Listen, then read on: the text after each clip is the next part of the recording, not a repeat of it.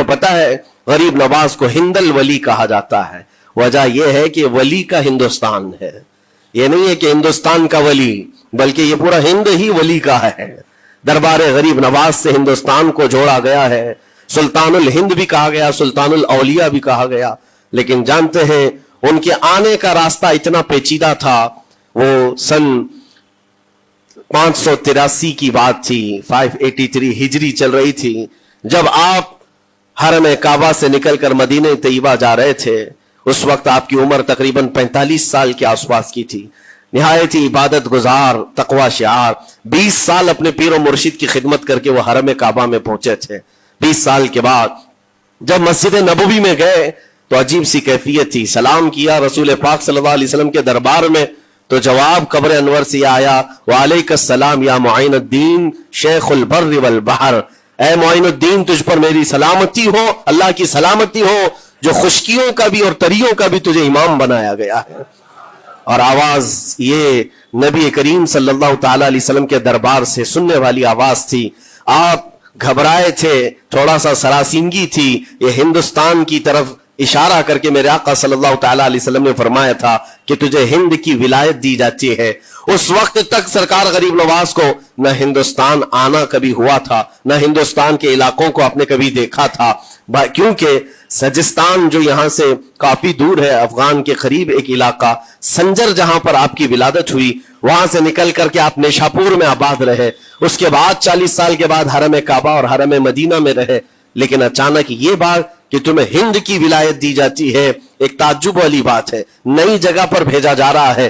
آپ دوبارہ شام میں نبی پاک صلی اللہ علیہ وسلم کے دربار میں حاضر ہوئے اور سلام پیش کرنے کے بعد، کیونکہ یہ خوشی کی بات تو سب کے لیے تھی کہ ہندوستان کو اللہ تعالیٰ ایک عظیم ولی بھیج رہا ہے، لیکن جس کو بھیجا جا رہا ہے وہ بے قرار تھا، بے چین تھا، کیونکہ نہ راستے پتہ ہے، نہ ملک کے حالات معلوم ہیں. بارگاہ مصطفیٰ صلی اللہ علیہ وسلم میں دوبارہ جب حاضری ہوئی، عرض کیا آقا آپ کا حکم، اس کی تعمیل کے لیے بندہ حاضر ہے، لیکن نہ یہ فقیر ہندوستان کے راستے دیکھا ہے، نہ وہاں کے حالات معلوم ہے.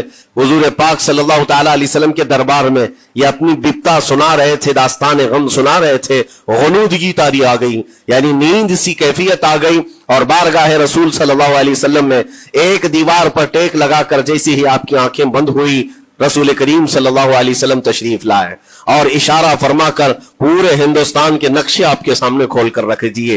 اور پھر غریب نواز کو یہ بتایا بھی کس جگہ سے تمہیں سفر کرنا ہے، کیسے تمہیں جانا ہے اور کہاں تمہارا مسکن ہوگا. سرکار غریب نواز فرماتے ہیں اس ایک خواب میں میں نے رسول کریم صلی اللہ تعالی علیہ وسلم کے ہاتھ میں اجمیر کے پہاڑ بھی دیکھ لیے، وہاں کے قلعے بھی دیکھ لیے تھے جو موجود تھے. اور اس کے بعد پھر کس بات کا خوف ہے، کس بات کا ڈر ہے؟ جنہوں نے راستے بتائے ہیں وہ ہادی رسول، وہ ہادی عالم ہے. نبی پاک صلی اللہ علیہ وسلم آئے ہیں پوری کائنات کو راستہ دکھانے کے لیے، اور جنہوں نے غریب نواز کو ہند کا راستہ بتایا ہو، پھر ڈر کس بات کا؟ جب آپ بیدار ہوتے ہیں تو اپنے ساتھ 40 قطب اس اولیاء کرام کی جماعت لے کر مدینہ طیبہ سے سفر کے لیے نکلے تھے. میرے عزیزو، اب بات یہاں آتی ہے، اسی لیے مدینہ طیبہ سے یہ پورا پلان ہوا ہے، مدینہ طیبہ سے بھیجا گیا ہے، مدینہ طیبہ سے پلیسمنٹ ہوا ہے. اسی وجہ سے آج تک تاریخ غریب نواز کو عطائے رسول کہتی ہے. عطائے رسول ہے، رسول اللہ کی عطا ہے، ہندوستان والوں کے لیے خاص عطا ہے میرے آقا صلی اللہ علیہ وسلم کی. جب وہ سفر کے لیے نکلے، سن 83 سے چلے تھے، تو یہاں ہندوستان پہنچتے پہنچتے آپ کو 87 یعنی 4 سال کا عرصہ لگ گیا تھا. 4 سال کے عرصے کے بعد آپ پہنچے میرے عزیزوں. نہ پلینوں کا سفر، نہ جہازوں کا سفر کہ اڑ کر کے ادھر سے ادھر آ گئے. وہ تو پیدل قافلہ نکلا تھا، درویشوں کا قافلہ تھا، اور وہاں مدینہ طیبہ سے نکل کر بغداد پہنچے. بغداد میں اولیاء کاملین کی صحبت پائی، وہاں سے پھر نیشاپور، پھر اس کے بعد ہرات، اور افغان کے علاقے ہوتے ہوئے لاہور پہنچے. لاہور میں سرکار داتا گنج بخش عالم رحمت اللہ تعالی علیہ کے دربار میں چلہ کشی فرمائی، وہاں سے دلی پہنچے. یہاں یہ پورا جو راستہ ہے 4 سال کا میرے عزیز و تاریخ میں ہے.